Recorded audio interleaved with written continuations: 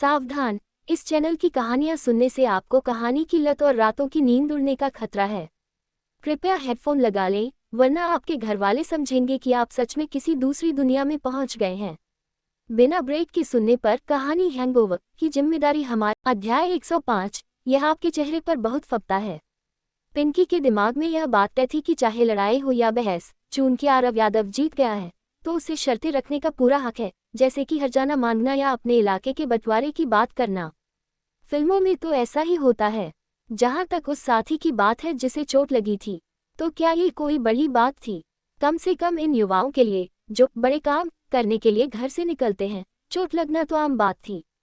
उनके लिए घाव एक पदक की तरह था, कोई शर्म की बात नहीं बल्कि सम्मान की बात थी। लेकिन आरव यादव ने कुछ नहीं मांगा और उसे आसानी से जाने दिया। पिंकी तो पहले से ही भारी जेब ढीली करने के लिए तैयार था। पिंकी को इस तरह हक्का बक्का खड़ा देख आरव ने चिढ़कर कहा, वरना क्या? क्या तुम चाहते हो कि मैं अब तुम्हारी सेवा करूं? दफा हो जाओ। और हाँ, आइंदा इन गैर भरोसेमंद लोगों के साथ मत घूमना, वरना अगली बार खुद मुसीबत में फंस जाओगे। ये कहकर आरव हैरान परेशान करिश्मा और अदिति को लेकर आगे बढ़ गया।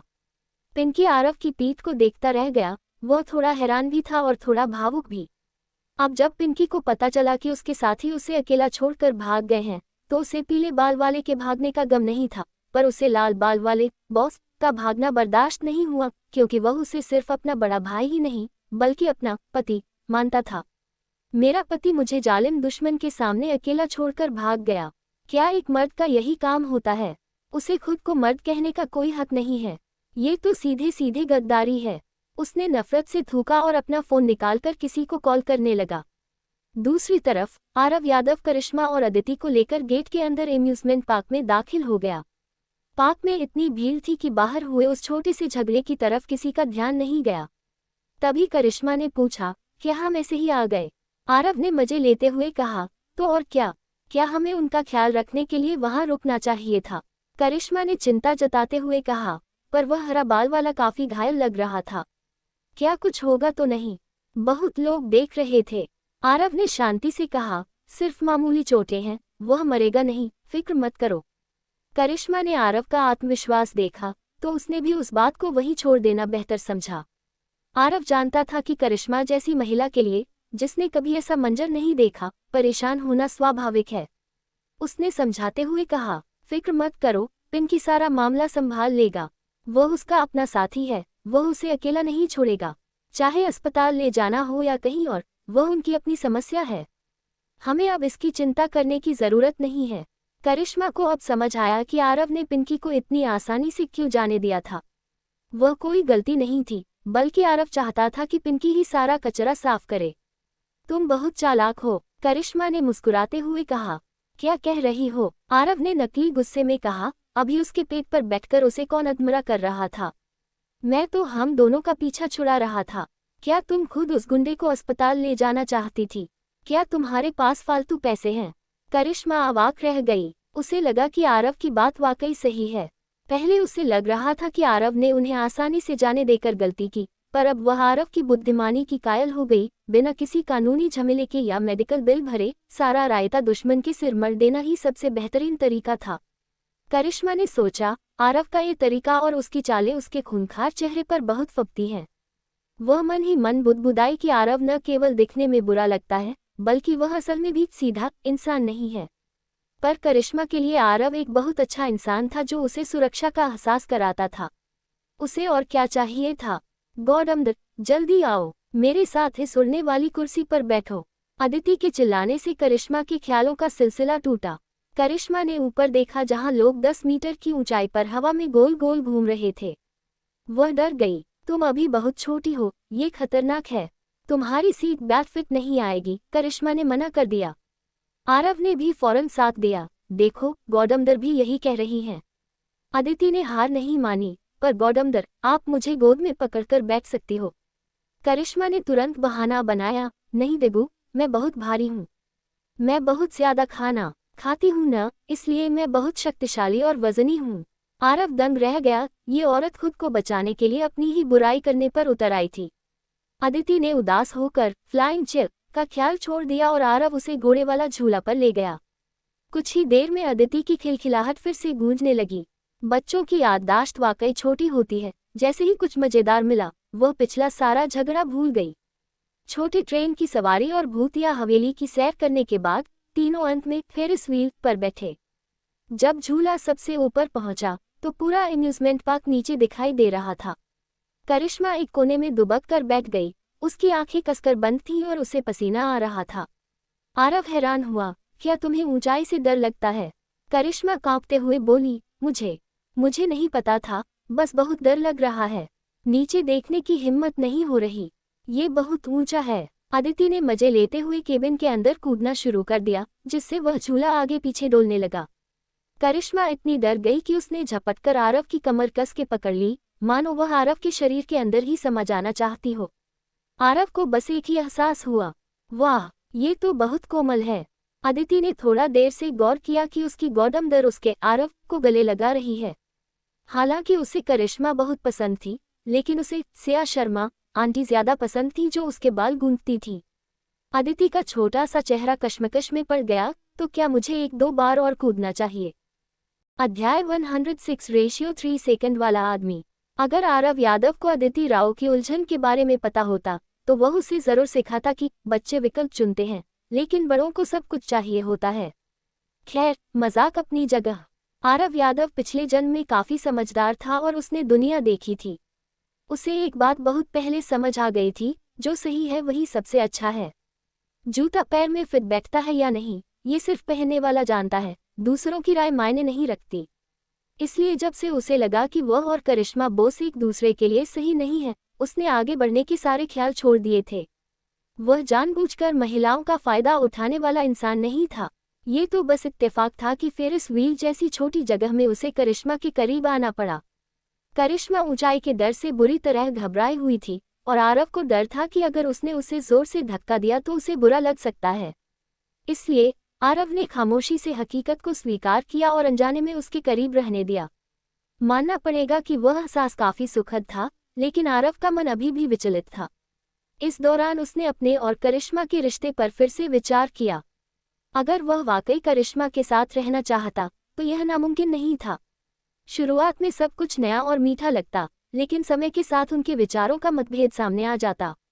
आरव को यकीन था कि भविष्य में उनके बीच झगड़े जरूर होते।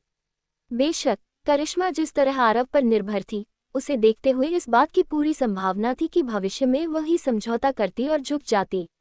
आरव को ये पूर्वाभास बिल्कुल सही था। करिश्मा का तलाक हो चुका था, वह अपने मायके वापस नहीं जा सकती थी और परदेश में अकेली आजीविका कमा रही थी।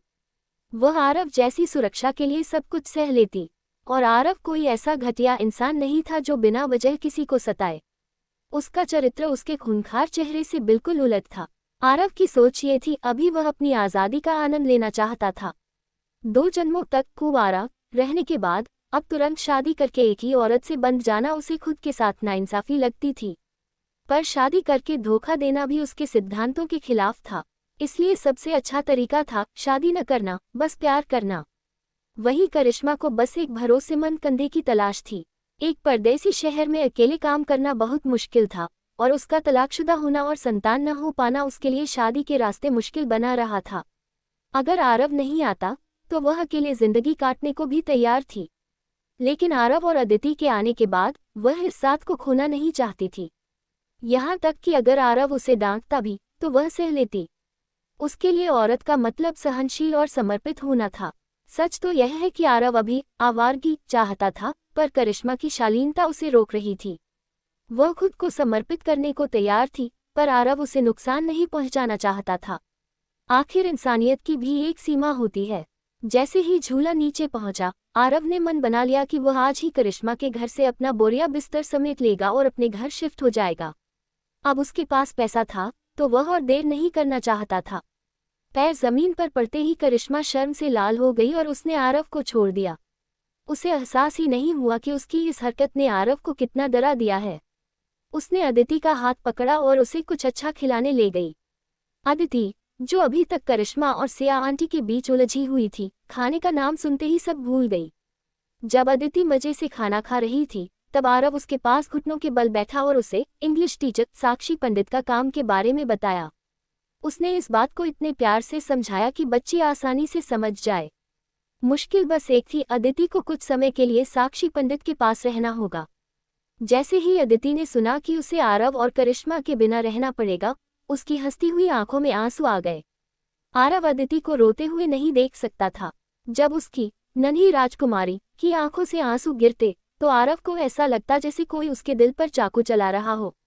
1, 2, 3। ठीक 3 सेकंड बाद आरव ने हार मान ली और आह भरते हुए कहा, ठीक है, ठीक है। तुम रात में मेरे साथ ही रहोगी। मैं तुम्हें रात को घर ले आऊंगा और सुबह टीचर की क्लास में छोड़ दूंगा, ठीक है। अदिति तुरंत खिलखिला उठी और आरव के गले लगकर उसके गाल पर जोर से किस किया। आरव अपनी बेबसी पर मुस्कुराया और सोचने लगा, क्या मैं वाकई एक 3 सेकंड वाला आदमी हूँ। खैर, अपनी बेटी के आंसू देखकर अगर वह 3 सेकंड भी नहीं टिक पाता तो हाँ, वह 3 सेकंड वाला आदमी डॉटर स्लेव ही था। पास खड़ी करिश्मा आरव की इस ममता को देखकर हैरान भी थी और खुश भी। उसने धीरे से बुदबुदाया, इतना बड़ा आदमी और अपनी बेटी के आगे इतना मजबूर, ये तो वाकई बेटी का गुलाम है। पिछले 1 घंटे में आरव की नज़रें सिर्फ अदिति पर टिकी थी। उसने करिश्मा की तरफ एक बार भी नहीं देखा। करिश्मा को अदिति से जलन तो नहीं थी, पर वही देखकर हैरान थी कि जब तक अदिति साथ है, आरव की नज़रें किसी और महिला पर पड़ ही नहीं सकती। ये वाकई बेटी के प्रति प्रेम की सबसे ऊंची अवस्था थी। अध्याय 107, जो सिर्फ किया जा सकता है, कहा नहीं। करिश्मा बोस को आरव यादव के दिल में अदिति राव की जगह देखकर थोड़ी जलन होती थी। आखिर वह और अदिति दोनों ही ऐसी महिलाएं थीं जिनका आरव के साथ खून का कोई रिश्ता नहीं था। लेकिन करिश्मा एक समझदार महिला थी। वह जानती थी कि आरव ने अदिति को अपनी आंखों के सामने बढ़ते देखा है, जबकि वह उसे सिर्फ कुछ ही दिनों से जानती है।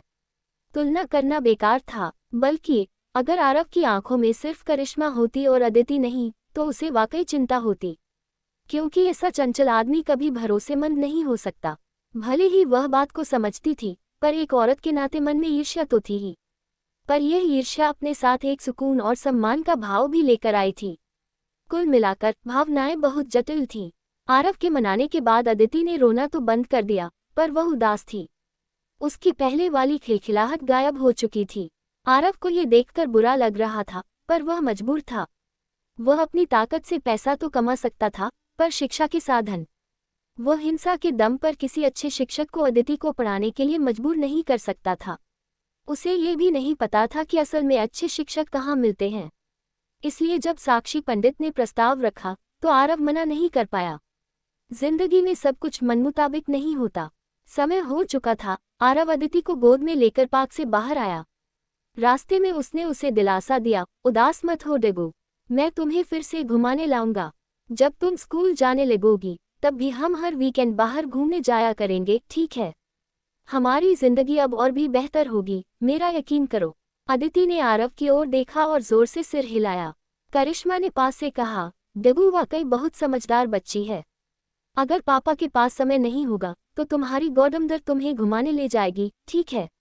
अदिति खामोश रही। करिश्मा कुछ कहना चाहती थी पर रुक गई। उसने मन में ठान लिया कि आज भले ही अदिति थोड़ी दूर है, पर समय आने पर वह उसे अपनी माँ जैसा ही प्यार देगी।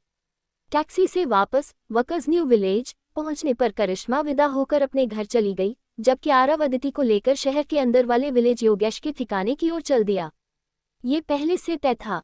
साक्षी पंडित ने सिर्फ आरव और अदिति को बुलाया था। करिश्मा को शामिल न करने की वजह यह थी कि वह सालों से यहाँ नाश्ते का काम कर रही थी और उसे बहुत लोग जानते थे। उसका बार बार योगेश के ठिकाने पर आना जाना जोखिम भरा हो सकता था। रास्ते में आरव ने कहा, मेरी नन्ही राजकुमारी, हमारे नए घर की दीवारों का पेंट लगभग सूख गया है। अगले 2-3 दिनों में हम फर्नीचर खरीदेंगे और फिर हम गॉडमदर के घर से शिफ्ट हो जाएंगे। अदिति ने अचानक पूछा, आरव, क्या तुम गॉडमदर को पसंद करते हो? आरव का दिल धक से रह गया। उसने चौंकते हुए कहा, अचानक ये क्यों पूछ रही हो? तुम्हारी गॉडमदर बहुत अच्छी है, खाना भी कितना स्वाद बनाती हैं। क्या तुम उन्हें पसंद नहीं करती? इससे पहले कि आरव बात घुमाता, अदिति ने सीधा सवाल दागा, क्या तुम उनसे शादी करके उन्हें मेरी सौतेली माँ बनाना चाहते हो? आरव, धत तेरे की, अगर सवाल इतना सीधा है तो जवाब भी सीधा ही दूंगा। आरव को बातें छिपाना पसंद नहीं था, खासकर अदिति से। वह उसे स्पष्ट राय देना चाहता था। उसे पता था कि आजकल के बच्चे अपनी उम्र से ज्यादा समझदार होते हैं। आरव ने साफ कहा, मैं बस इतना कहना चाहता हूँ कि मैं दोबारा शादी नहीं करना चाहता, कम से कम अगले कुछ सालों तक तो बिल्कुल नहीं। क्या तुम इस बात से दुखी होगी? अदिति ने सिर झुकाकर कुछ सोचा। आरव ने उसे मजबूर नहीं किया और उसे खुद सोचने दिया। थोड़ी देर बाद अदिति ने बुदबुदाते हुए कहा, फिर तो मुझे गौतमधर को ये बता देना चाहिए। कहीं ऐसा न हो कि तुम उनसे शादी न करो और वह इस गुस्से में मुझे पीटने लगे। थू, आरव को लगा जैसे वह खून का घूंट पी जाएगा। मैं इतनी देर से गहरी बातें सोच रहा था और तुम्हें इस बात की फिक्र है। खैर, ये बुरा नहीं था। बच्ची सतर्क थी, यानी भविष्य में उसे कोई आसानी से चोट नहीं पहुंचा पाएगा। आरव कभी बच्चों को यह नहीं सिखाता था कि फला आदमी बहुत अच्छा है, वह तुम्हें कभी चोट नहीं पहुंचाएगा। वह हमेशा सिखाता था कि बचाव का भाव हमेशा होना चाहिए। वह किसी व्यक्ति के खिलाफ नहीं था, बस सावधानी को प्राथमिकता देता था। आरव का मानना था कि इंसान का थोड़ा स्वार्थी होना बुरा नहीं है। स्वार्थी लोग दूसरों को नुकसान नहीं पहुंचाते, बस अपना ख्याल रखते हैं। दुनिया को पागलपन की ओर वे लोग ले जाते हैं जिनके पास कोई स्वार्थ नहीं होता, क्योंकि वे अपने बड़े मकसद के लिए किसी की भी कुर्बानी दे सकते हैं। पर ये बातें सिर्फ करने की होती हैं, कहने की नहीं, वरना लोग बुरा मान जाते हैं। आरव ने अदिति को फिर से कुछ बातें समझाईं, जो उसने आधी अधूरी समझ के साथ मान ली। जल्द ही वे योगेश के घर पहुंचे। साक्षी पंडित रसोई में व्यस्त थी और आंगन में खाने की खुशबू फैली हुई थी। अदिति को देखते ही योगेश एक बेहतरीन शिक्षक की भूमिका में आ गए और उससे प्यार से बात करने लगे। जल्द ही बातचीत अंग्रेजी में बदल गई। हैरानी की बात यह थी कि अदिति ने योगेश से बात करने में कोई हिचकिचाहट नहीं दिखाई। उसकी अंग्रेजी में सुधार देखकर आरव दंग रह गया। वह दूर सोफे पर बैठकर उन दोनों को बातचीत करते देखता रहा। तुम्हें टीचर योगेश कैसे लगे? रसोई से बाहर आकर साक्षी पंडित ने आरव के पास धीरे से बैठकर पूछा। सुपर टीचर वाकई कमाल हैं, आरव ने ईमानदारी से कहा। ठीक है, अगर तुम्हें उनकी काबिलियत पर भरोसा है तो उनकी सुरक्षा का ख्याल रखना, साक्षी ने शांति से कहा। बेटी की पढ़ाई की चिंता मत करो, अभी वह मेरे पास रहेगी, कभी कभी मैं उसे लेकर क्लास आऊंगी। जब टीचर योगेश की मुश्किलें सुलझ जाएंगी तो मैं अदिति के लिए अलग से क्लास का इंतजाम करूंगी। आरव ने तुरंत कुछ भांप लिया और पूछा, क्या इस जगह का पता चलने वाला है? साक्षी ने बेबसी से कहा, मैं बस एक छोटी सी एकेडमिक डायरेक्टर हूँ, ऐसी जगह ढूंढ लेना ही बड़ी बात थी। आरव ने उसे बीच में ही रोका, साफ बताओ, क्या ये जगह एक्सपोज हो गई है या नहीं? साक्षी ने आरव की ओर देखा और कहा, मुझे नहीं पता, पर मुझे हमेशा लगता है कि कोई मेरा पीछा कर रहा है। मैंने बहुत कोशिश की पर मैं उस शख्स को देख नहीं पाई। शायद मैं ही ज्यादा शक कर रही हूँ। आरव धीरे से मुस्कुराया, तुम बाद में हमेशा की तरह घर जाना, बाकी की चिंता मत करना। साक्षी ने राहत की सांस ली और खुश होकर कहा, देखो, मैंने कहा था न कि तुम उस बदतमीज लड़के से कहीं ज्यादा भरोसेमंद हो। लो, यह नया मोबाइल है जो मैंने मंगवाया था। आरव मुस्कुरा उठा, चलो, अगर मैं काम का न होता तो शायद मुझे ये नया फोन भी नहीं मिलता। लेकिन ये छोटी बातें थीं। आरव ने खिड़की से बाहर होते अंधेरे को देखा और एक रहस्यमयी मुस्कान के साथ सोचा, अगर कोई वाकई पीछा कर रहा है तो अब पता चल जाएगा। अध्याय 108, तुम बहुत नीच हो। साक्षी पंडित ने आरव यादव को जो नया मोबाइल दिया था वह ब्लैकबेरी था और वह बिल्कुल नया था। आरव यादव अपने नए मोबाइल के साथ खेलने में इतना खो गया कि उसे छोड़ने का मन ही नहीं कर रहा था। अपने पिछले जन्म में उसने कुछ समय के लिए ब्लैकबेरी चलाया था और वह सबसे क्लासिक मॉडल ब्लैकबेरी 9900 था। वह फ़ोन उसे अपने भाई से पुराना मिला था, लेकिन उसे इस्तेमाल करना बहुत आसान था। उसका फुल कीबोर्ड टाइप करने के लिए बहुत शानदार था और बाद के स्मार्टफोन से कहीं बेहतर था। उस समय के मशहूर अमेरिकी टीवी सीरियल्स में ब्लैकबेरी अक्सर दिखाई देता था और बड़े सितारों के पास हमेशा यही फ़ोन होता था। अफसोस कि ब्लैकबेरी बहुत जल्दी खत्म हो गई। यहाँ तक कि अपना ऑपरेटिंग सिस्टम छोड़कर एंड्रॉयड अपनाने के बाद भी वे ज़्यादा साल नहीं टिक पाए। और ईमानदारी से कहें तो अपना ओएस छोड़ने के बाद ब्लैकबेरी इस्तेमाल करने का कोई मतलब भी नहीं रह गया था। एक बार एप्पल बाजार में आ जाए तो पूरी दुनिया उसके आगे घुटने टेक देगी। नया ब्लैकबेरी चलाते हुए आरव ने मन ही मन सोचा, उसे विदेश में पैसे कमाने का तरीका ढूंढना होगा और फिर एप्पल के शेयर खरीदने होंगे। पिछले जन्म में ये कंपनी $1 ट्रिलियन की वैल्यूएशन तक पहुंच गई थी। इसके अलावा गूगल, माइक्रोसॉफ्ट और अमेजन जैसी कंपनियां भी थीं। एक पुनर्जन्म लेने वाले के तौर पर अगर वह इन कंपनियों के शेयरों से मुनाफा नहीं कमाता तो यह उसके पुनर्जन्म की पहचान का अपमान होता। साक्षी पंडित ने आरव को थपथपाया और उत्सुकता से पूछा, क्या सोच रहे हो? इतना खोए हुए क्यों हो? आरव होश में आया और मुस्कुराते हुए बोला, मैं सोच रहा था कि मैं वाकई बहुत खुशनसीब हूँ कि तुम्हें जानता हूँ। वाह, क्या मक्खन लगाया है, वो भी अचानक। साक्षी पंडित वाकई चौंक गई। वह कुछ देर सुन्न रहने के बाद अपनी बाहें सहलाते हुए बोली, तुम लोग भी न। मेरे रोंगटे खड़े हो गए। आरव ठहाका मारकर हंस पड़ा। साक्षी पंडित ने उसे गुस्से में देखा और कहा, चलो अब अपनी पाक कला दिखाने का एक मौका देती हूँ। साक्षी ने रसोई की ओर इशारा किया और आरव ने कंधे उचकाकर फोन रखा और किचन में चला गया। खाना बनाना उसके लिए कोई नई बात नहीं थी। हालांकि वह मास्टर शेफ नहीं था, पर घर का खाना अच्छा बना लेता था। रसोई का जायजा लेते हुए उसने देखा प्रेशर कुकर में पसलियां उबल रही थीं, रतालू तैयार था और टमाटर अंडे की सब्जी भी थी। एक बड़े कटोरे में पनीर भिगोकर रखा था। आरव ने अलमारियों और सब्जी की टोकरियों में देखा। वहां बीन पेस्ट, लाल हरी मिर्च और ताज़ा आलू थे। उसने तय किया कि वह मापो टोफू, स्पाइसी चिकन और खट्टे तीखे आलू के लच्छे बनाएगा। आरव ने एप्रन बांधा और अपना ह्यूमनॉइड बीस्ट मोड ऑन कर लिया। वह एक शिकारी की तरह तेजी से काम करने लगा। उसके द्वारा काटे गए आलू के लच्छे इतने बारीक और बराबर थे कि उन्हें स्केल से नापा जा सकता था। जैसे ही उसने कढ़ाई में मसाला डाला और उसे हाथ से पकड़ा, उसे एक अद्भुत एहसास हुआ। उसे कढ़ाई की आंच की तीव्रता बिल्कुल सटीक महसूस हो रही थी। आरव समझ गया कि अब वह एक मास्टर शेफ बनने की राह पर है। जल्द ही मापो टोफू की खुशबू पूरे घर में फैल गई। अदिति, जो दूसरे कमरे में योगेश के साथ अंग्रेजी सीख रही थी, खुद को रोक नहीं पाए और दौड़कर रसोई के दरवाजे पर आ गई। अदिति की टकटकी देखकर आरव मुस्कुराया, भूख लगी है। अदिति ने खामोशी से सिर हिलाया। तो चलो पहले खा लो, पर पेट में थोड़ी जगह बचाकर रखना, अभी चिकन और रिब्स बाकी हैं। अदिति खुशी खुशी कुर्सी पर चढ़ गई और खाना झपटने ही वाली थी कि साक्षी पंडित ने धीरे से खांसते हुए कहा, बच्चों, खाने से पहले हाथ धोते हैं। अदिति ने साक्षी की ओर देखा और उसे लगा कि इस महिला को बेवकूफ़ बनाना आसान नहीं है। उसने अपना नन्हा हाथ पीछे खींचा और मासूमियत से बोली, आंटी, क्या मैं बस एक निवाला खा सकती हूँ? बस एक। आरव किचन से ये सब देख रहा था और उसे मज़ा आ रहा था। उसने देखना चाहा कि साक्षी पंडित इस क्यूटनेस अटैक से कैसे निपटती हैं। साक्षी ने गंभीर चेहरा बनाया और कहा, नियम सबके लिए बराबर हैं। हाथ धोना एक सिद्धांत है और सिद्धांतों से समझौता नहीं किया जा सकता। अदिति ने मदद के लिए किचन में आरव की ओर देखा, पर आरव ने तुरंत सिर झुका लिया जैसे वह काम में बहुत बिजी हो। बेचारी अदिति हार मानकर कुर्सी से उतरी और साक्षी के साथ आंगन में हाथ धोने चली गई। योगेश रसोई के दरवाजे पर टिक लगाकर बोला, डायरेक्टर पंडित बहुत सख्त हैं। वह सिद्धांतों पर कोई समझौता नहीं करती। आरव मुस्कुराया, तुम्हें मुझे सफाई देने की जरूरत नहीं है। अगर मेरी बेटी को अनुशासन सिखाया जा रहा है तो मुझे खुशी ही होगी। योगेश ने धीरे से पूछा, तो मैं सीधा पूछता हूँ, क्या तुम्हारा डायरेक्टर पंडित के बारे में कोई ख्याल है? आरव ने हैरान होकर पूछा, कैसा ख्याल? शादी? मैं शादी नहीं करना चाहता, कम से कम अगले 10 सालों तक तो बिल्कुल नहीं। योगेश कुछ देर चुप रहा और फिर बोला, डायरेक्टर पंडित इतनी खूबसूरत और काबिल हैं, तुम इतने शांत कैसे रह सकते हो? आरव ने हंसते हुए कहा, भाई, अगर तुम्हें वह पसंद है तो तुम उनके पीछे जाओ, मुझे बीच में मत घसीटो। मैंने अपनी आधी जिंदगी एक आज़ाद मुसाफिर की तरह जीने का फैसला किया है।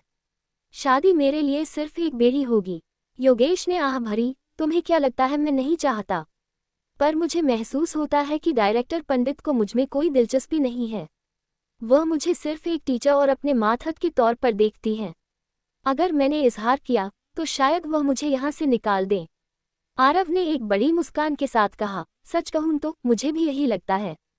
तुम अकेले नहीं हो, धत तेरे की। योगेश अवाक रह गया, तुम कितने नीच हो, तुम साफ तौर पर मेरा मजाक उड़ा रहे हो। हालांकि आरव को एक प्रतियोगी के रूप में न पाकर योगेश मन ही मन खुश था। उसे यकीन था कि आरव उसे झूठ बोलकर बेवकूफ़ नहीं बनाएगा, क्योंकि आरव के पास पहले से ही एक छोटी बच्ची जिम्मेदारी थी और साक्षी पंडित जैसी महिला किसी ऐसे पुरुष को शायद ही पसंद करे जिसके पास पहले से इतना बोझ हो। और योगेश को लगा कि कुकिंग के अलावा आरव में ऐसा कुछ खास है भी नहीं जो साक्षी को आकर्षित करे। अध्याय 109, झूठा। आधे घंटे बाद जब स्पाइसी चिकन मेज पर परोसा गया तो योगेश सन रह गया। योगेश खुशबू से ही जान गया था कि चिकन की यह प्लेट लाजवाब है। लेकिन बच्चे तो लालची होते ही हैं। साक्षी पंडित के मुंह में भी पानी क्यों आ रहा था। इंटरनेशनल दिल्ली एलिमेंट्री स्कूल में 1 साल से ज्यादा समय बिताने के दौरान योगेश ने कई बार साक्षी पंडित के साथ खाना खाया था।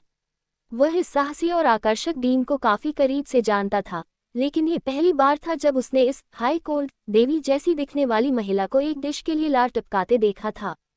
खास बात तो यह थी कि साक्षी पंडित खाते समय वाकई खाने में खोई हुई थी। उनकी वह मासूमियत बिल्कुल बगल में बैठी अदिति राव जैसी थी। क्या इसका कोई तुक बनता था? योगेश को यकीन था कि अगर वह ये बात किसी को बताएगा तो कोई उसका यकीन नहीं करेगा। योगेश बहुत चिक्का था। उसे लगा कि इस मामले पर अपराधी आरव का इंटरव्यू लेना ही पड़ेगा। हाँ, उसे सीधे साक्षी पंडित से नहीं पूछना चाहिए, वरना अगर उस हाई कोर्ट डीन को लगा कि उनकी गरिमा गिर रही है तो वे उसे तगड़ा झटका दे सकती थी। योगेश ने आरव की ओर देखा तो उसकी आंखें फटी की फटी रह गईं। आरव किसी राक्षस की तरह खाना ठूंस रहा था। एक गोल बिस्किट को उसने 3-4 निवालों में खत्म कर दिया। योगेश सोचने लगा, क्या ये वाकई किसी इंसान का मुंह है या पाताल का रास्ता? भाई, क्या तुम खाना चबाते भी हो या गले में ही दांत लगे हैं? जब योगेश होश में आया तो उसने देखा कि मेज पर बैठे बाकी तीनों लोग अपने पेट सहला रहे थे, जैसे वे पूरी तरह तृप्त हो चुके हों। योगेश ने आंखें मलकर देखा, मेज पर एक भी दाना नहीं बचा था। बर्तन ऐसे चमक रहे थे जैसे उन्हें साबुन से धोया गया हो। सब्जियां, रिब्स, टोफू, आलू, सब खत्म। सबसे चिढ़ाने वाली बात तो रिब्स वाला सूप का कटोरा था, उसमें सूप की एक बूंद तक नहीं बची थी। योगेश गुस्से में भर गया। झूठा। अभी कुछ देर पहले आरव ने कसम खाई थी कि उसे साक्षी पंडित में कोई दिलचस्पी नहीं है, कि वह अपनी बाकी जिंदगी एक आज़ाद मुसाफिर बनकर बिताना चाहता है, कि शादी उसके लिए बेली है। धोखेबाज, क्या इसका मतलब यह है कि तुम्हें साक्षी में कोई दिलचस्पी नहीं है?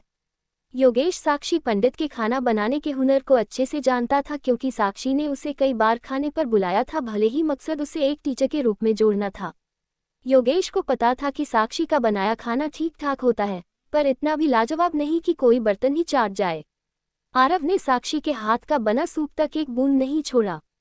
योगेश की नज़रों में आरव अब साक्षी पंडित को खुश करने वाला एक पागल कुत्ता बन चुका था। खासकर जब उसने आरव की ओर साक्षी की संतुष्ट मुस्कान देखी तो योगेश का दिल टूट गया। साक्षी पंडित अदिति को कुल्ला कराने और हाथ धुलाने ले गईं। उन्होंने कहा कि खाने के बाद यह उतना ही जरूरी है जितना खाने से पहले हाथ धोना। यह एक लेडी के लिए अनिवार्य शिष्टाचार था। अदिति का मन नहीं था, क्योंकि आरव ने उसे कभी इन नियमों में नहीं बांधा था। आरव के लिए सुबह शाम ब्रश करना और हाथ धोना ही सफाई की आखिरी सीमा थी। लेकिन साक्षी अलग थी। चूंकि आरव के साथ समझौता हुआ था कि अदिति कुछ समय उनके पास रहेगी, तो अदिति को उनके नियम मानने ही थे। साक्षी ने सख्त चेहरा बनाया। आरव ने तुरंत सिर झुका लिया जैसे उसने कुछ देखा ही न हो, और अदिति बेचारी चुपचाप हाथ धोने चली गई। जैसे ही दोनों महिलाएं बाहर गईं, योगेश ने दांत पीसते हुए आरव का कॉलर पकड़ लिया। झूठे, आरव ने अपने हाथ फैलाए। भाई, तुम क्या कर रहे हो? धोखेबाज, योगेश दहाड़ा। उसने अपनी पूरी ताकत से आरव का कॉलर खींचने की कोशिश की, लेकिन आरव टस से मस नहीं हुआ। उल्टा योगेश ही खुद खींचकर आरव के ऊपर गिरने वाला था। आरव ने लाचारी से कहा, मेरे कपड़े काफी महंगे हैं, अगर फाड़ दिए तो तुम्हें पैसे देने पड़ेंगे। आखिर बात क्या है टीचर योगेश? झूठे। गुस्से से योगेश की आंखें लाल थीं। वह इसलिए भी परेशान था क्योंकि वह आरव को हिला तक नहीं पा रहा था। मिस्टर योगेश, आप एक मर्द हैं, औरतों की तरह बर्ताव मत कीजिए, आरव ने बिना किसी भाव के कहा। मैं पूछ रहा हूँ क्या हुआ, और तुम बस झूठा झूठा चिल्ला रहे हो। मैंने तुमसे क्या झूठ बोला? योगेश ने आंगन की ओर देखा जहाँ साक्षी और अदिति बातें कर रही थी। माहौल बहुत शांत और सुखद लग रहा था। योगेश ने धीमी आवाज में कहा, तुमने अभी मुझसे कहा था कि तुम्हें डायरेक्टर पंडित में कोई दिलचस्पी नहीं है। आरव ने कंधे उचकाए। तो योगेश गुस्से से फटने वाला था। झूठा कहीं का, अभी भी मासूम बनने की हिम्मत कर रहा है। अगर मैं तुझे पीट सकता तो तेरा सिर फोड़ देता। अध्याय 110। जब तक कि उसके मन में मुझे लेकर कोई विचार न हो। क्या तुमने यह नहीं कहा था कि तुम्हें डायरेक्टर पंडित में कोई दिलचस्पी नहीं है? फिर तुमने पसलियों का सूप एक बूंद छोड़े बिना क्यों पी लिया? योगेश गुस्से में गुर्राया। बेहतर होगा कि तुम मुझे इसका कोई वाजिब कारण बताओ, वरना तुम्हारी बेटी मेरी क्लास के बारे में सोच भी नहीं पाएगी। क्योंकि मुझे पसलियां स्वादिष्ट लगी और सूप उससे भी बेहतर था। मेरी नन्ही राजकुमारी, और मैंने बहुत मजे से खाया। मिस्टर योगेश, मुझे लगता है कि क्या आप डायरेक्टर पंडित के बारे में कुछ गलत सोच रहे हैं? क्या आपके मन में कोई पूर्वाग्रह है? आप इस बात पर क्यों अड़े हैं कि कोई चीज़ स्वादिष्ट नहीं हो सकती? आरव यादव ने मासूमियत से पूछा। योगेश तुरंत सन रह गया। आह, पूर्वाग्रह? क्या वाकई डायरेक्टर पंडित को लेकर मेरे मन में कोई पूर्वाग्रह है? क्या वे सूखी पसलियां वाकई इतनी स्वादिष्ट थीं? मैंने पहले कई बार चखी हैं, पर मुझे तो कभी इतनी लाजवाब नहीं लगी। आरव यादव की ओर उलझी हुई नजरों से देखते हुए योगेश ने सोचा, क्या आरव मुझे बेवकूफ बना रहा है? पर आरव की ईमानदार आंखों को देख उसे लगा कि नहीं, वह झूठ नहीं बोल रहा। योगेश को खुद पर शक होने लगा, क्या मेरे अंदर डायरेक्टर पंडित के प्रति कोई छिपी हुई कड़वाहट है? इसीलिए मुझे उनके हाथ का खाना पसंद नहीं आता। अंत में योगेश ने आरव के विशाल शरीर को देखा और समझ गया, मामला और कुछ नहीं, बस इसकी भूख जबरदस्त है और इसे सब कुछ स्वादिष्ट लगता है। योगेश की भूख एक सभ्य की तरह थी, जिसे स्वाद न होने पर खाना गले से नीचे उतारना मुश्किल होता था। दुनिया में अगर उसके जैसे लोग थे, तो आरव जैसे भी थे जिनकी भूख असीमित थी। तभी साक्षी पंडित अदिति के साथ वापस आई। अदिति खुशी खुशी आरव के पास दौड़ी, अपने दोनों नन्हे हाथ उठाए और चिल्लाए, आरव, आओ और मेरे हाथ सूंघो। आरव तुरंत झुक गया और नाटक करते हुए अदिति के हाथों को सूंघने लगा। योगेश को चक्कर आने लगे। उसे लगा कि आरव की एक्टिंग बहुत ही घटिया है, पर वही देखकर हैरान था कि साक्षी पंडित पीछे खड़ी मुस्कुरा रही थी। उस कठोर और हाई कोर्ट देवी के चेहरे पर एक लड़की जैसी कोमलता थी। आरव चिल्लाया, ओह मेरे भगवान, कितनी अच्छी खुशबू है! क्या तुमने हाथों पर इत्र छिड़का है? मैंने आज तक ऐसा इत्र नहीं सूंघा। मुझे और सूंघने दो। धत तेरे की, कितना शर्मनाक है! योगेश के रोंगटे खड़े हो गए। उसका पेट मरोड़ने लगा, पर जब उसने साक्षी को देखा तो वह दंग रह गया। वह इस पिता पुत्री के प्यार को देखकर भावुक थी। मिस्टर योगेश, आपने शायद पेट भर के नहीं खाया है न? आरव, जाओ और मिस्टर योगेश के लिए कुछ और बना दो, साक्षी पंडित ने योगेश के चेहरे के भाव देखकर कहा। उन्हें लगा कि शायद योगेश भूखा और चिढ़ा हुआ है। आरव तुरंत किचन में चला गया। वह मन ही मन साक्षी की स्थिति को समझ रहा था। साक्षी जैसी बुद्धिमान महिला को योगेश की भावनाओं का पता न हो, ये नामुमकिन था। पर वह एक दूरी बनाए हुए थी ताकि दोनों का सम्मान बचा रहे। साक्षी के लिए यह आसान नहीं था। उसे स्कूल के लिए काबिल शिक्षकों की जरूरत थी और योगेश जैसा स्पेशल ग्रेड टीचर मिलना मुश्किल था। किचन में आरव ने जल्दी से गोभी काटी। सामान लगभग खत्म था, तो उसने गोभी फ्राई और एग फ्राइड राइस बनाने का फैसला किया। दूसरी तरफ साक्षी पंडित योगेश के पास बैठी और धीरे से पूछा, तुम्हारा चेहरा इतना उतरा हुआ क्यों था? क्या वाकई बहुत भूख लगी है? योगेश हिचकिचाया और बोला, मैं अभी भी आपकी बनाई पसलियां खाना चाहता हूँ। साक्षी पंडित मुस्कुराई, अगली बार। उसमें बहुत समय लगता है और मेरा खाना बनाना इतना भी अच्छा नहीं है। जब तुम्हें आरव के हाथ के खाने की आदत हो जाएगी तो तुम मेरी पसलियों को याद भी नहीं करोगे। और हाँ, अगर तुम्हारी भूख आरव जितनी होती तो मैं तुम्हारे लिए कुछ भी बनाने की हिम्मत करती। योगेश ने तुरंत पूछा, वैसे मैं पूछना भूल गया, क्या आप इस आरव यादव को पहले से जानती हैं? साक्षी शांत भाव से बोली, मैं उसे स्कूल कैंटीन का शेफ बनाना चाहती थी, पर अब उसकी काबिलियत देखते हुए हमारा स्कूल उसकी सैलरी नहीं दे पाएगा, अफसोस। योगेश की आंखें चमक उठीं। तो यह एक रसोइया है, तभी तो इसकी गर्दन इतनी मोटी है। आप स्कूल की कैंटीन उसे कॉन्ट्रैक्ट पर दे सकती हैं, योगेश ने सुझाव दिया। साक्षी ने उसकी ओर देखा और चिढ़कर कहा, उसकी स्किल्स के हिसाब से वह किसी 5 स्टार होटल का एग्जीक्यूटिव शेफ होना चाहिए। तुम चाहते हो कि मैं उसे एक प्राइमरी स्कूल की कैंटीन दे दूं? जब तक कि उसके मन में मुझे लेकर कोई विचार न हो, वह ऐसा कभी नहीं करेगा।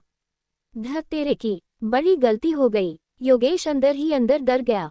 अगर आरव कैंटीन का कॉन्ट्रैक्ट ले लेता तो वह रोज डायरेक्टर पंडित से मिलता। फिर योगेश का क्या होता? उसने तुरंत अपनी बात पलट दी। हाँ, आप सही कह रही हैं, उसके उज्जवल भविष्य में बाधा नहीं डालनी चाहिए। योगेश ने चुपके से अपना पसीना पोंछा। उसे लगा कि आरव को स्कूल में भर्ती करने का विचार देना उसके लिए ही भारी पड़ सकता था। अध्याय 111, वाइन परी नशे का जादूगर। साक्षी पंडित और योगेश ने कभी उम्मीद नहीं की होगी कि अदिति राव, जो पूरी एकाग्रता से लेगो खेलती दिख रही थी, असल में उनकी सारी बातें सुन रही थी। अदिति बहुत ध्यान से लेगो के टुकड़े जोड़ रही थी और मुंह में कुछ बुदबुदा रही थी। साक्षी और योगेश को लगा कि वह अपनी ही दुनिया में मगन है। शिक्षक होने के नाते वे जानते थे कि बच्चे जब किसी खिलौने में खो जाते हैं तो वे आसपास की हलचल को नज़रअंदाज कर देते हैं। इसलिए उन्होंने अपनी आवाज़ धीमी करने की ज़रूरत नहीं समझी। कमरा छोटा था, दूरियां कम थीं और अदिति ने एक एक शब्द सुन लिया था। अदिति ने लेगो के एक टुकड़े को घूरते हुए मन ही मन कहा, गंदा आदमी। साक्षी और योगेश एक दूसरे को देखकर मुस्कुराए। उन्हें लगा कि बच्ची खेल खेल में भावुक हो रही है। उन्होंने इस पर ध्यान नहीं दिया। रसोई में आरव यादव ने ह्यूमनॉइड बीस्ट मोड में तेजी से गोभी फ्राई की और कल के बचे हुए चावलों से बेहतरीन एग फ्राइड राइस तैयार कर लिए। खाना मेज पर आने से पहले ही योगेश भूख से बेहाल था। जब उसने पहला निवाला खाया तो वह दम रह गया। ये कुकिंग स्किल्स तो वाकई जादुई हैं। योगेश ने सोचा कि इस आदमी को स्कूल की कैंटीन का ठेका तो बिल्कुल नहीं मिलने देना चाहिए, वरना साक्षी पंडित दिन में 3 बार कैंटीन के चक्कर काटेंगी। उसने जल्दी जल्दी मुंह में खाना ठूंसते हुए कहा, भाई, तुम्हारी स्किल्स के हिसाब से तुम्हें किसी 5 स्टार होटल में होना चाहिए। साक्षी पंडित योगेश की चाल समझ रही थी। वह जानती थी कि योगेश क्यों आरव को कहीं और भेजना चाहता है। सुंदर लड़कियां स्वाभाविक रूप से जान जाती हैं कि कौन उन पर डोरे डाल रहा है। साक्षी तो इस कला की उस्ताद थी, पर उसे मछलियां पालने, लड़कों को लटकाए रखने का कोई शौक नहीं था। साक्षी मन ही मन सोच रही थी कि काश आरव वाकई स्कूल कैंटीन संभाल लेता। आरव ने आह भरते हुए कहा, मुझे भी लगता है कि मैं अच्छा बना लेता हूँ, पर 5 स्टार होटलों में मेरी कोई पहचान नहीं है, नहीं मेरे पास शेफ का सर्टिफिकेट है। साक्षी का दिल पसीज गया। वह एक बड़े होटल मालिक को जानती थी और आरव की मदद करना चाहती थी। जो आदमी अपनी सौतेली बेटी को इतने प्यार से पाल रहा हो, वह बुरा इंसान नहीं हो सकता। खाना खत्म करने के बाद योगेश ने अपनी डकार रोकी और बुकशेल्फ से विस्की की एक बोतल निकाली। पेट भर गया, अब थोड़ी शराब हो जाए और गपशप करें, उसने मुस्कुराते हुए कहा। साक्षी ने आरव की ओर देखा, तुम्हारी पीने की क्षमता कैसी है? वह चिंतित थी क्योंकि आरव ने उस पीछा करने वाले शख्स को पकड़ने का वादा किया था। आरव को अपनी क्षमता पर पूरा भरोसा था। पिछले जन्म में वह आधा किलो शराब और एक पेटी बियर पीने के बाद खुद साइकिल चलाकर घर जा सकता था। उसने हाथ हिलाते हुए कहा, मैं तो वाइन परी हूँ, ये थोड़ी सी शराब क्या चीज़ है। चलो शुरू करते हैं। मिस्टर योगेश, आपके बच्चे हैं। योगेश सन रह गया। वह साक्षी के सामने इस विषय पर बात नहीं करना चाहता था। आरव ने उकसाया, क्यों? क्या आपको बच्चे पसंद नहीं? योगेश को अचानक एहसास हुआ, धत, साक्षी के सामने ये कहना कि मुझे बच्चे पसंद नहीं, खुदकुशी जैसा होगा। उसने तुरंत पलटी मारी, मुझे बच्चे बहुत पसंद हैं। मैं तो चाहता हूँ कि मेरा भी अपना एक बच्चा हो। वह बोल आरव से रहा था, पर देख साक्षी की तरफ रहा था। साक्षी बेजार हो चुकी थी। उसने बोरियत मिटाने के लिए गिलास उठाया और आरव की ओर इशारा करके एक ही घूंट में खाली कर दिया। आरव भी पीछे नहीं रहा, उसने भी मुस्कुराते हुए पूरा गिलास हलक के नीचे उतार लिया। जैसे ही वो अंबर रंग की विस्की उसके गले में गई, आरव को लगा जैसे किसी अग्नि ड्रैगन ने उसके अंदर प्रवेश कर लिया हो। उसकी सारी बुद्धि उड़ गई। 1 सेकंड के भीतर आरव का सिर लुढ़क गया, गिलास हाथ से छूटकर फर्श पर गिरा, झन, और वह बिना हड्डियों के मांस की लोथड़े की तरह सोफे से नीचे फिसल गया। योगेश, साक्षी पंडित, इसे कहते हैं वाइन परी। ये तो एक घूंट में ढेर हो गया। अदिति तुरंत दौड़कर आए और रोते हुए चिल्लाए, आरव, मरना मत। साक्षी ने जल्दी से उसे गले लगाया, चुप हो जाओ बेटा, तुम्हारे पापा सिर्फ नशे में हैं, मरे नहीं हैं। योगेश आरव को बिस्तर तक ले जाने ही वाला था कि अचानक उसके पेट में मरोड़ उठी। ओह, नहीं, मैं और नहीं रोक सकता। वह अपने हाथ कूल्हों पर रखकर आंगन के टॉयलेट की ओर भागा। साक्षी पंडित का चेहरा काला पड़ गया। योगेश, तुम कितने बेशर्म हो, एन मौके पर साथ छोड़ दिया। अब मैं और यह छोटी बच्ची इस भारी भरकम आरव को बिस्तर तक कैसे ले जाएंगे? अध्याय 112। बाप और बेटी दोनों ही बेरहम लोग हैं। साक्षी पंडित को ये समझ ही नहीं आ रहा था कि आरव यादव जैसा सांड जैसा शरीर रखने वाला आदमी सिर्फ एक गिलास में कैसे ढेर हो गया। अगर कोई नाजुक लड़की होती तो बात समझ आती, लेकिन आरव की कद काठी के हिसाब से यह नज़ारा कुछ ज्यादा ही अतिशयोक्तिपूर्ण था। इतना बड़ा चढ़ाकर कि आंखों को चुभने लगा था। ऊपर से सितम ये कि आरव यादव ने बकायदा गिलास में शराब डाली थी, खुद को वाइन परी बताया था, और फिर एक ही बार में गटक गया। भाई, क्या तुम बीमार हो? साक्षी हाँफते हुए आरव को खींचने की कोशिश कर रही थी, पर वह उसे फर्श से बिस्तर तक नहीं ले जा सकी। उल्टा साक्षी की कमर ही टूटने वाली थी। साक्षी को अब गुस्सा आ रहा था। अगर तुम मेरी मदद नहीं करना चाहते थे तो साफ कह देते, मैं तुम्हें मजबूर नहीं करती। तुम्हारी बेटी की पढ़ाई का इंतजाम और तुम्हें मोबाइल भी दे दिया और तुम खुद को नशे में धुत कर लिया। मुझे लगा था तुम एक अच्छे इंसान हो।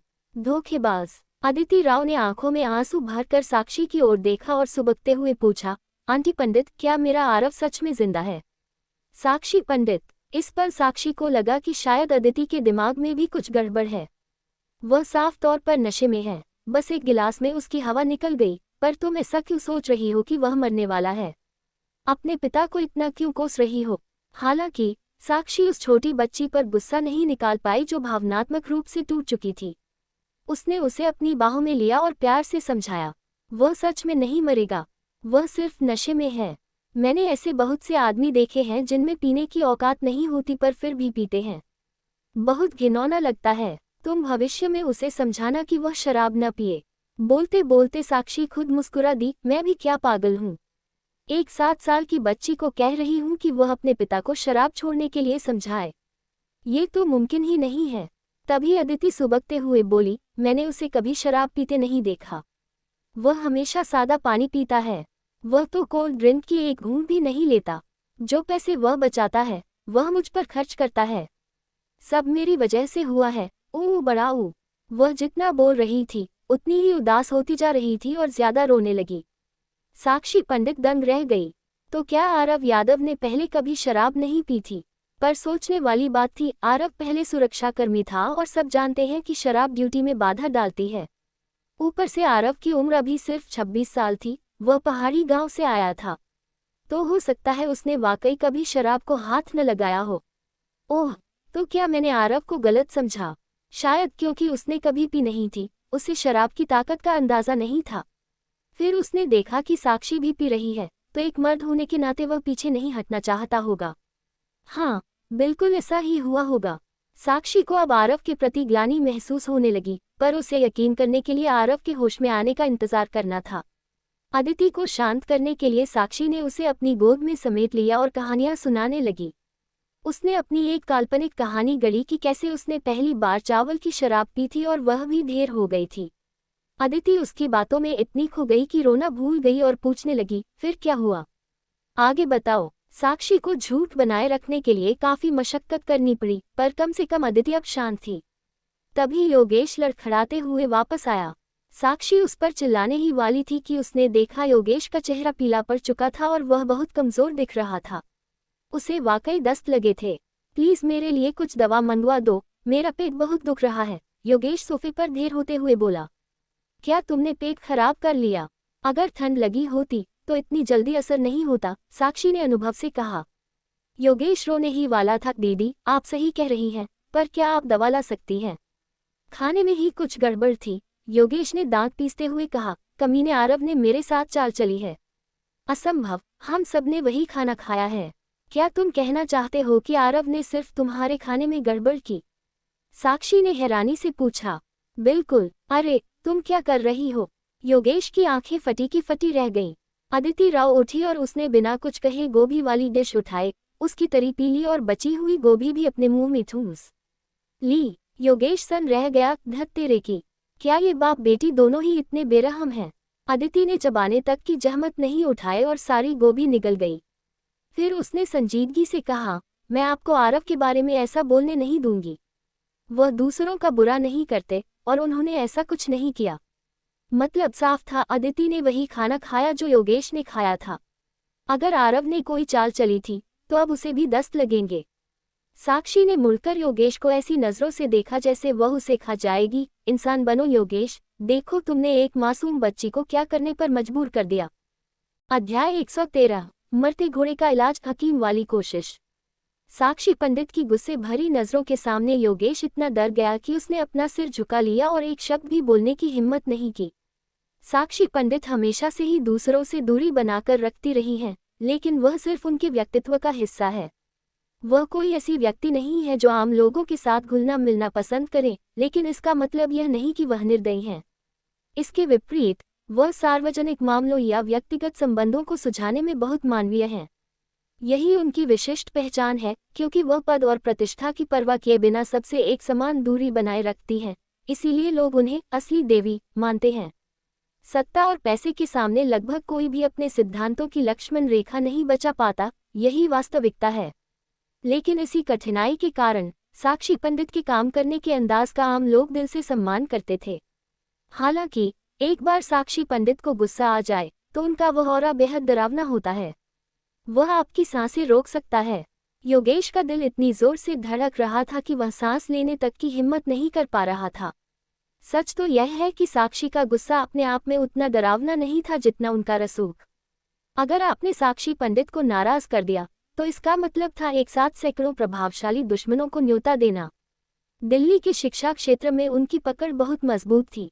साक्षी पंडित कभी भी महज एक सुंदर फूलदान नहीं रही। योगेश ठंडे पसीने में डूबा भयानक परिणामों के बारे में सोच रहा था। वह सफाई देना चाहता था, लेकिन झिझक गया। उसे डर था कि साक्षी उसकी बात को बहाना या चालाकी समझ लेंगी। कमरे का माहौल बोझिल हो गया। तभी साक्षी पंडित ने अपनी भावनाओं को शांत करने के लिए गहरी सांस ली और बचे हुए चावलों की जांच की। ये चावल, महक तो ठीक है, लेकिन खाने में स्वाद सही नहीं लग रहा। तुमने इसे कब पकाया था? साक्षी ने चावल का एक दाना चखा, फिर उसे सूंघा और अंततः असली गुनहगार का पता लगा लिया। आह, ये परसों दोपहर का था। योगेश ने याद किया और फिर झेपते हुए बोला, मैं रात को फ्राइड राइस बनाना चाहता था, लेकिन भूल गया। परसों दोपहर का चावल? भाई, 2 दिन से ज्यादा हो गए। इस मौसम में एक दिन पुराना चावल चल जाता है, लेकिन 2 दिन से ज्यादा बाहर रखना पागलपन है। आरव यादव ने शायद सिर्फ ये सूंघा कि चावल सड़ा नहीं है और अंडे के साथ फ्राइड राइस बना दिया। किसे पता था कि आधा पतीला चावल 2 दिन पुराना है। योगेश शर्म से लाल हो गया। वह इतना आलसी था कि 2 दिन पुराने चावल नहीं फेंके। अब वह किस मुंह से कहे कि आरव ने जानबूझकर ऐसा किया। आरव भले ही अपने प्यार के प्रतिद्वंद्वी को नीचा दिखाना चाहे, लेकिन वह साक्षी पंडित की नाक के नीचे ऐसी घटिया हरकत नहीं करेगा। साक्षी मूर्ख नहीं है। अगर वह पकड़े जाते तो खेल से पूरी तरह बाहर हो जाते। नहीं, फिर से पेट में मरोड़ उठी। योगेश पीला पड़ गया और बाथरूम की तरफ भागा। साक्षी पंडित उसे इस हालत में देखकर चाहकर भी डांट नहीं सकी। उन्होंने अदिति राव को हिदायत दी कि किसी के लिए दरवाज़ा न खोले और खुद दौड़कर पास की दुकान से दवा ले आई। योगेश को दवा खिलाने के बाद साक्षी का चेहरा थोड़ा गंभीर था। अभी बाहर जाते वक्त उन्हें लगा कि कोई उनका पीछा कर रहा है, लेकिन पीछे मुड़ने पर उन्हें कोई संदिग्ध नहीं दिखा। अब उन्हें आरव यादव के होश में आने का इंतजार था। यह मामला और नहीं टाला जा सकता था। अगर वह पीछा करने वाला शख्स मोनी का आदमी है और वह योगेश के ठिकाने पर भीड़ लेकर आ गया तो विवाद बहुत बढ़ जाएगा। साक्षी के लिए यह मुश्किल था, क्योंकि मोनी के पीछे जो छोटा बॉस था वह भी शिक्षा विभाग में था और उसकी अपनी पहुंच थी। जब तक पुख्ता सबूत न हो, बड़े अधिकारी भी दखल नहीं देते। साक्षी अपने पूर्व पति से मदद नहीं मांगना चाहती थी, इसलिए मामला उलझा हुआ था। मोनी योगेश को बदनाम करने पर तुली थी ताकि वह समाज में मुंह दिखाने लायक न रहे। योगेश को यह समझ नहीं आ रहा था कि उसकी पत्नी ने उसे धोखा दिया, फिर भी वह उसे ही बर्बाद करने के पीछे क्यों पड़ी है। साक्षी ने आरव यादव को इसीलिए चुना था क्योंकि उनके पास अब और कोई रास्ता नहीं बचा था। अजय पंडित भी मदद नहीं कर पा रहे थे। आरव उनकी आखिरी उम्मीद थे, जैसे मरते घोड़े का इलाज करने की कोशिश करना। दवा खाकर योगेश पीछे के कमरे में सो गया। वह पूरी तरह पस्त हो चुका था। आरव अभी भी फर्श पर ही सोया हुआ था। अदिति उसे बिस्तर पर तो नहीं उठा सकती थी, पर उसने किसी तरह आरव को कंबल से ढक दिया था। रात के ठीक 2 बजे, 6 घंटे बाद, आरव यादव अचानक उठकर बैठ गया। उसने चकित होकर चारों ओर देखा, फिर खुद को एक थप्पड़ मारा, धत तेरे की। इस शरीर का असली मालिक तो एक ही गिलास में ढेर हो जाता है। शर्म की बात है। खैर, अब काम की बात करते हैं। आरव ने खुद को संभाला, ह्यूमनॉइड बीस्ट मोड सक्रिय किया और चुपचाप बार फांदकर आंगन से बाहर निकल गया। उसने पास में किसी पीछा करने वाले की तलाश शुरू की। इंसान तो नहीं मिले, लेकिन उसे कुछ संदिग्ध कैमरे जरूर दिखे, जिनमें से एक का रुख सीधा आंगन के गेट की तरफ था। अध्याय 114 समापन। आरव यादव ने अपने मानव रूपी बीस्ट मोड को सक्रिय किया और अपनी जादुई छठी इंद्रिय से कई बार आसपास के माहौल को परखा। उसे इस बात की पुष्टि हो गई कि जैसे ही वह करीब पहुंचता, उसे ऐसा महसूस होता जैसे कोई उस पर जासूसी कर रहा है। वह छिपा हुआ कैमरा वास्तव में वहां मौजूद था। हालांकि यह कैमरा बहुत पुराना लग रहा था। इसकी सतह और लेंस पर धूल की परत जमी थी, जिससे ये बिल्कुल साधारण और ध्यान न देने योग्य लगता था। ऐसा लगता था जैसे इसे सुरक्षा के लिए पड़ोसियों द्वारा बहुत पहले लगाया गया था। लेकिन बीस्ट की पैनी नज़र ने कैमरे को छुए बिना ही यह भांप लिया कि उसके जोड़ों में धूल बिल्कुल नहीं थी। जो धूल ऊपर से गंदी दिख रही थी, वह सिर्फ सतह पर थी। स्पष्ट था कि यह एक पुराना लेकिन अच्छी तरह से रखरखाव किया गया उपकरण था, जिसे जानबूझकर पुराना दिखाने की कोशिश की गई थी। कुछ देर सोचने के बाद आरव यादव समझ गया। कैमरे का गुप्त रूप से लगाया जाना इस बात पर निर्भर करता है कि निशाना कौन है। साधारण लोग कभी इस स्तर तक नहीं सोच पाते, लेकिन अमीर और शक्तिशाली लोगों की सतर्कता बहुत अधिक होती है। कई लोग अपने साथ पेशेवर बॉडीगार्ड रखते हैं, इसलिए कैमरे के पकड़े जाने की संभावना अधिक होती है। यहाँ तक कि सबसे गुप्त पिनहोल कैमरा भी तकनीकी साधनों और अनुभव से खोजा जा सकता है। एक बार कैमरा पकड़ा गया तो इसका मतलब है कि राज खुल गया है और मुसीबत आने वाली है। ऐसी स्थिति में यदि कैमरा बहुत पुराना और पुराने मॉडल का हो तो एक बार के लिए धोखा दिया जा सकता है कि यह पुराना है। यदि वह बिल्कुल नया और लेटेस्ट मॉडल होता तो पोल तुरंत खुल जाती, लेकिन पुराने कैमरों के साथ समस्या यह है कि वे काम के दौरान धोखा दे सकते हैं, इसलिए उनका दैनिक रखरखाव और परीक्षण करना जरूरी होता है। यह विरोधाभासी था, लेकिन इसके अलावा कोई रास्ता नहीं था। आम लोगों के पास इससे निपटने का कोई तरीका नहीं होता। बिना कैमरे को नीचे उतारे इसके बारे में पता लगाना मुश्किल है, लेकिन एक ह्यूमनॉइड बीस्ट की आंखों से कुछ भी छिपा नहीं था। आरव यादव ने इसे आसानी से खोज निकाला और साक्षी पंडित की उस शंका की पुष्टि कर दी कि वास्तव में कोई उसका पीछा कर रहा है। ऐसा लगता था कि मोनी ने जिस छोटे बॉस से हाथ मिलाया है वह काफी प्रभावशाली है। कोई आश्चर्य नहीं कि साक्षी पंडित ने योगेश को शहर के एक गांव में ऐसे छिपा रखा था जैसे वह किसी बड़े दुश्मन का सामना कर रही हो। लेकिन सिर्फ छिपना काफी नहीं था, अब पलटवार करना जरूरी था। उसी रास्ते से वापस लौटते हुए आरव यादव दीवार फांदकर अपने असली रूप में आ गया। जैसे ही उसने मुख्य कमरे का दरवाजा खोला, उसने देखा कि साक्षी पंडित सोफे पर बैठी उसकी प्रतीक्षा कर रही थी। उसने अभी भी कल वाले कपड़े ही पहने हुए थे। आरव यादव थोड़ा ठिठका, लेकिन उसने हैरानी नहीं जताई और शांति से बोला, तुम इतनी जल्दी उठ गईं? साक्षी पंडित ने धीरे से पूछा, क्या अब तुम्हारी तबीयत ठीक है? आरव यादव को थोड़ी शर्मिंदगी महसूस हुई। उसने सोचा कि कैसे वह एक ही गिलास में ढेर हो गया था। उसे नहीं पता था कि शरीर के असली मालिक विनय श्रीवास्तव की शराब को लेकर ऐसी कमजोरी थी, जबकि उसने खुद को वाइन मास्टर बताया था।